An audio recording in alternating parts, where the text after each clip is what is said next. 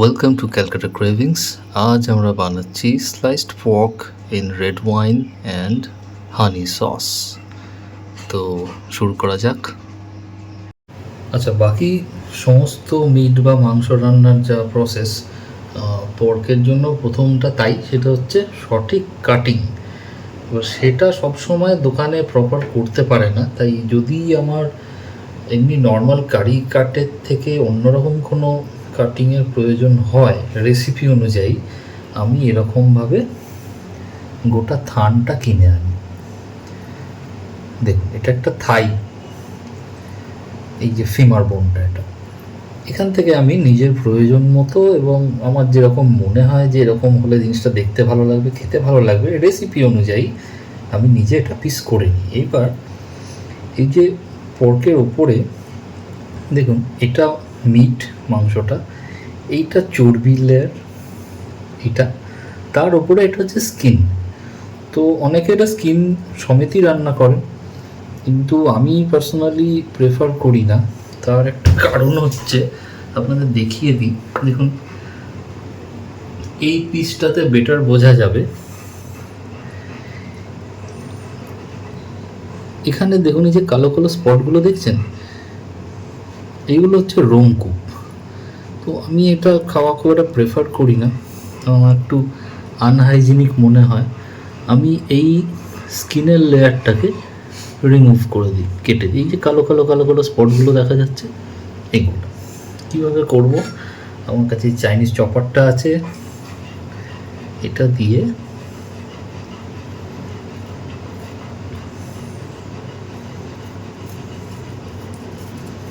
একটুখানি এইভাবে স্লাইস করে নিলেই কিন্তু এই স্কিনটা বেরিয়ে চলে আসে। দেখুন, এবার এটা কিন্তু পুরোটা ক্লিন হয়ে গেল, এর মধ্যে আর কোনো লোমকূপ নেই। এই ফ্যাটটাও রইল, যেটা এটা টেস্টটা বাড়িয়ে দেবে। তো এইভাবে আমি এই পিসটা থেকেও স্কিন লেয়ারটা তুলে ছাড়িয়ে নেব। দেখুন, আমি এটা ছাড়িয়ে দিয়েছি। এইটা হচ্ছে স্কিন লেয়ারটা, এর মধ্যে সব লোমকূপগুলো আছে, আর এটা আমাদের ফ্রেশ পর্কের থানটা। তো এইবার আমার এই এতটা বড় পিসটা হ্যান্ডেল করতে একটু অসুবিধা হবে বলে আমি খুব রাফলি এটাকে হাফ করে নিচ্ছি।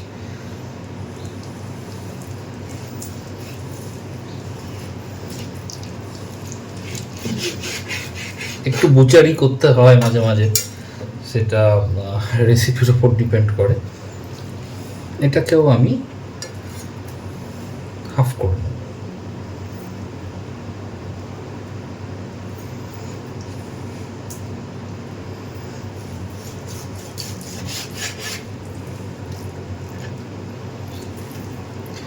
এই পিসটাকে আমার কাটার এই মুহূর্তে প্রয়োজন হবে না, কারণ আমি প্রথমে এটা বয়েল করব। যখনই বয়েল হবে এই হাড়গুলো ভেতর থেকে ছেড়ে চলে আসবে, কাজেই এটাকে আমার কাটার এই মুহূর্তে প্রয়োজন নেই। এটাতে অনেকটা মিট আছে, এটাকে আমি একটু কেটে নিই। দেখুন, একটু স্কিন থেকে গেছে, এগুলো ছাড়ানো খুব সোজা, একটু হাত দিয়ে টান দিয়ে চলে আসবে।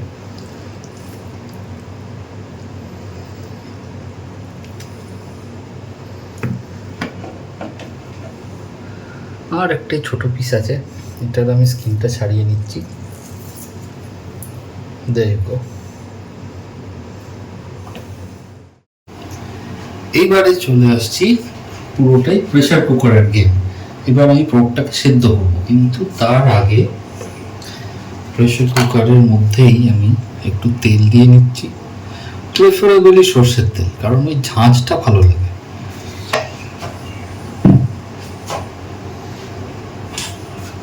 গ্যাস অন, আপাতত হাই ফ্লেমে আছে, কারণ তেল তাড়াতাড়ি গরম হয়ে যাবে।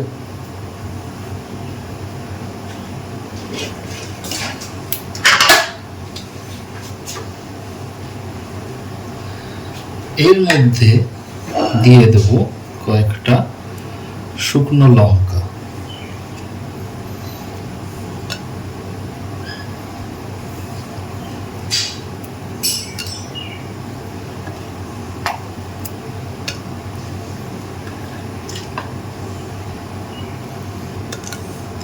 আমি একটু ঝাল খাই, তাই শুকনো লঙ্কা নিয়ে আমার খুব একটা সমস্যা নেই। এখানে আমি 5টা দিয়েছি। আপনারা যদি এতটা না পছন্দ করেন তাহলে কম দিতে পারেন, 2টো দিলেও চলবে। তবে যেটা মাংসের পরিমাণের উপরেও খানিকটা ডিপেন্ড করবে। দেখুন তেল গরম হয়ে গেছে, শুকনো লঙ্কাগুলো কিন্তু আস্তে আস্তে ফ্রাই হয়ে লাল রংটা কালোর দিকে যাচ্ছে। এবার যখন ধোঁয়া বেরোবে এটার থেকে, মানে যে লঙ্কা ধোঁয়ায় বলে ভূত পালায়, সেগুলো যখন ধোঁয়াটা বেরোবে একটু আমি ফ্লেমটা কমিয়ে দেবো যাতে পুড়ে না যায়, এবং তার মধ্যে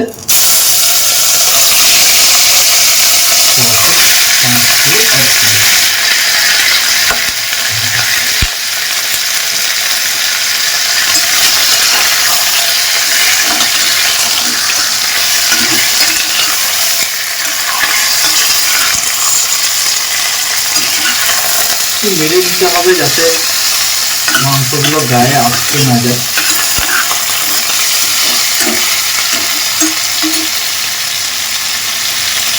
আরেকটু আমি তেল দিচ্ছি।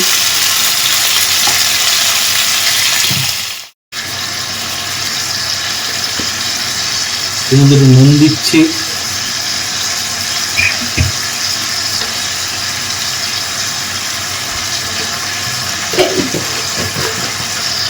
এই মুহূর্তে আর কিছু দেওয়ার প্রয়োজন নেই।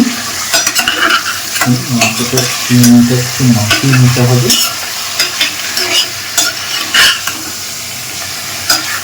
আর একটু রোস্ট করে নেবো। দেখুন এই যে ব্রাউন একটু কালার আসছে, এটা জুড়ে ফ্লেমটা আবার একটু বাড়িয়ে নিচ্ছি। পরে যে চর্বির লেয়ারগুলো আছে সেগুলো একটু হালকা ফ্রাই করে যখন সামান্য একটু কালার চলে আসবে, একদম টোটালি ফ্রাই করার দরকার নেই, কারণ তো ফ্রাইড পক তো হচ্ছে না।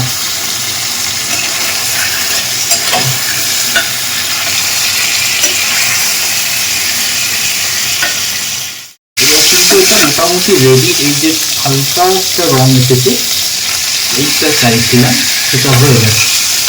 চর্বির লেয়ারগুলো তো হালকা হালকা ব্রাউন কালার এসেছে। এবারে যেটা করতে হবে, সুন্দর রং আসছে, এর থেকে বেশি কালার আসার দরকার নেই এই মুহূর্তে না। এবার এর মধ্যে আমি দিয়ে দিচ্ছি জল।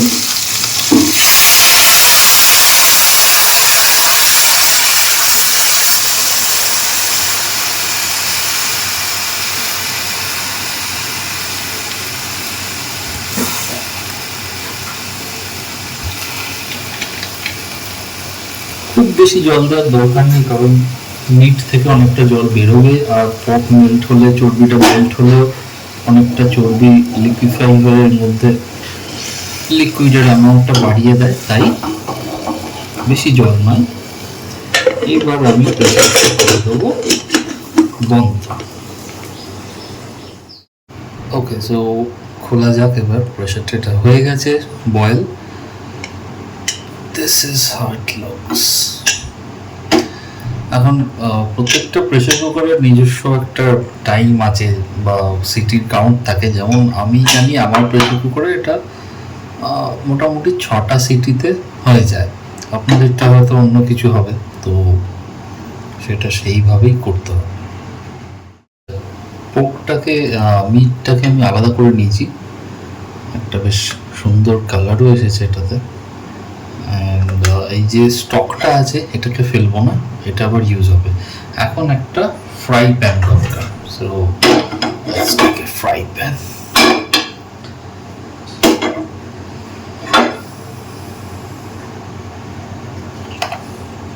অয়েল, তেল দিলাম, বেশি নয়। Gas on.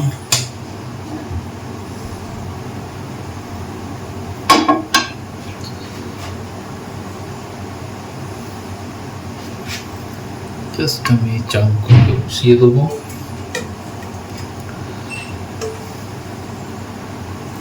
Nothing is wasted, এটা পর্কেরই জুস, তো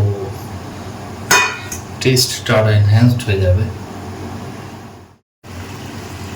একটু নুন,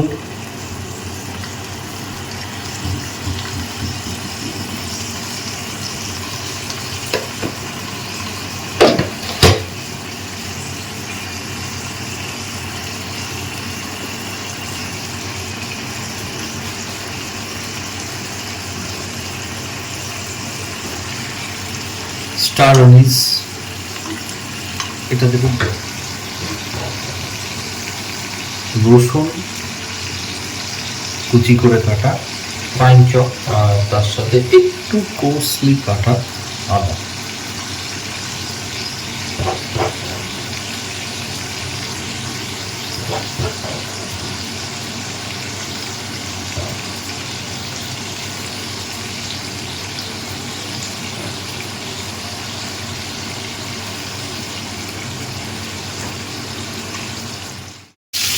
এবার এটা যখন মিটটা একটু ফ্রাই হচ্ছে, অন্য একটা ওভেনে আমি স্টকটাকে আবার হাই ফ্লেমে বসিয়েছি, কারণ স্টকটা রিডিউস করে দেবো, সেটা দিয়ে আমরা একটা সস বানাবো।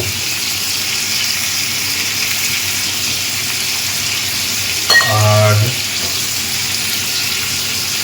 এটার মধ্যে আমি দিচ্ছি একটু রেড ওয়াইন।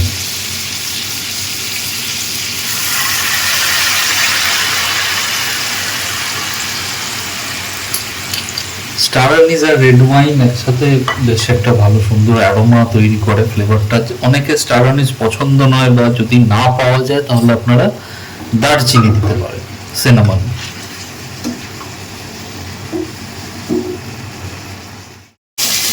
দেখুন আমাদের পপটা কিন্তু একটা খুব সুন্দর কালার নিয়ে নিয়েছে রেড ওয়াইন দেওয়ার ফলে। আর এই দেখুন আমি বলেছিলাম না হাড়গুলো খুলে বেরিয়ে আসবে, তো এগুলো আমরা পরে সেপারেট করবো।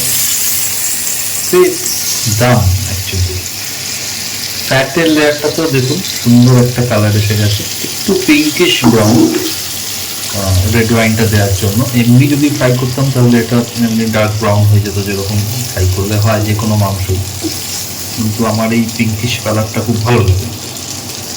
তো উই ডান উইথ দিস। এইবার আমরা সসটা বানিয়ে নেব। আগে এগুলোকে তুলে নিই। আমাদের সসটা বানানোর জন্য আমি স্টকটাকে আরেকটু বয়েল করছি যাতে একটু কনডেন্স হয়ে যায়। তার মধ্যে আমি পোকটাকে কাট করে প্লেটিংয়ের জন্য রেডি করে নিই। দেখুন এখন এটা একদম নরম হয়ে গেছে, তো কিভাবে নিচ্ছি, অ্যান্ড জাস্ট স্লাইস করব পাউরুটি স্লাইসের মতো।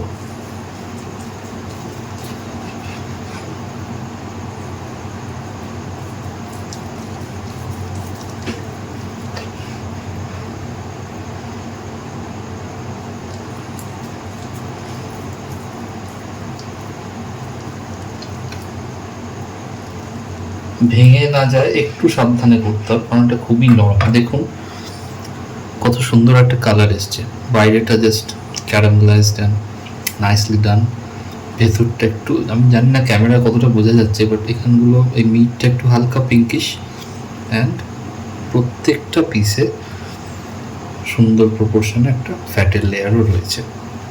এইভাবে আমি পুরো পোর্কটাকে এখন একটু স্লাইস করে নেব।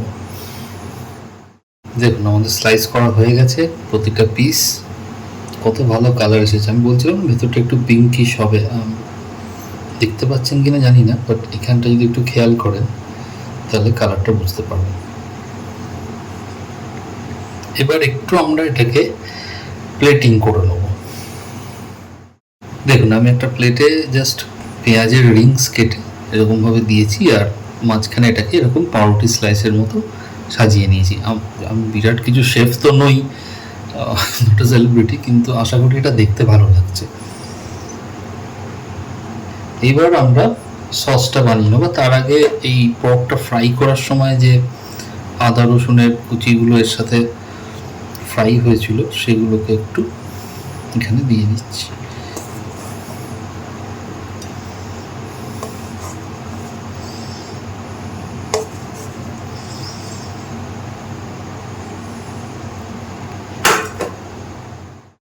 ওকে, এবারে সসটা বানিয়ে নেওয়া যাক। সসটা বানাচ্ছি, তো গ্যাস অন, হাই ফ্লেম। এবার এর মধ্যে আমি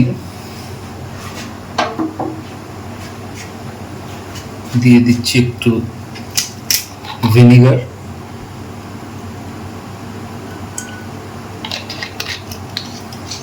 ভিনিগারে শার্পনেসটা আসবে, একটু সাওয়ার টেস্টের সাথে শার্পনেস। একটু ডার্ক সয়া সস কালারের জন্য,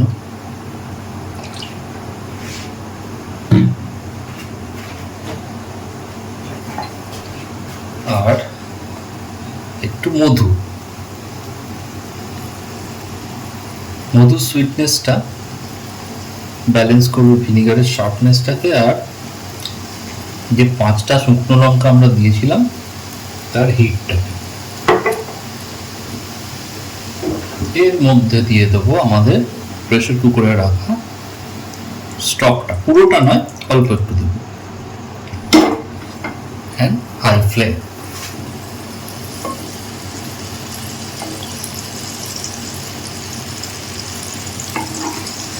একটু নেড়ে দিলাম, একটু মিক্স করে দিলাম।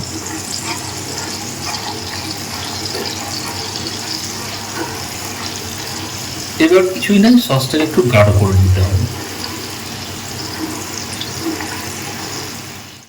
মোটামুটি আমাদের সসটা গাঢ় হয়ে এসেছে।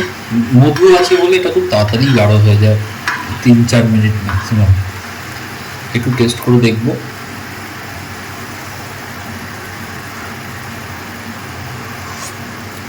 পারফেক্ট। এবার এই টেস্টটা যার যার নিজের উপর ডিপেন্ড করবে। আপনি যদি একটু বেশি ভিনিগার দেন তাহলে একটু বেশি পাঞ্চি হবে, একটু বেশি মধু দিলে একটু বেশি মিষ্টি হয়ে যাবে, এরকম আর কি। তো হয়ে গেছে সসটা। এবার আমরা জাস্ট এটা আমাদের প্লেটে রাখা পক স্লাইসের ওপরে দিয়ে দেবো। That's it. তো এই আমাদের প্লেট, অ্যান্ড আমরা জাস্ট সসটা এর উপরে দিয়ে দেবো। দেখুন সসের কনসিস্টেন্সিটা কত সুন্দর এসেছে। আমার ঠিক এতটাই গাঢ় পছন্দ, মানে এর থেকে বেশি গাঢ় হলে সেটা জেলির মতো হয়ে যাবে, শুকিয়েও যাবে, সেটা খুব একটা ভালো লাগে না। আর এর থেকে বেশি মানে পাতলা থাকলে, লাইট থাকলে, একটু বেশি লাইট হয়ে যায়, তখন কেউ সসটা একদম মানে এই মিটের নিচে গিয়ে সেটেল হয়ে যায়, বেশি গড়িয়ে যায়, তো মাংসটা খাওয়ার সময় সসটা ঠিকভাবে মুখে আসে না। তাই আমার এই ধরনের কনসিস্টেন্সি ঠিক লাগে। দেখুন আপনার একবার দেখাচ্ছি আমি এই। তো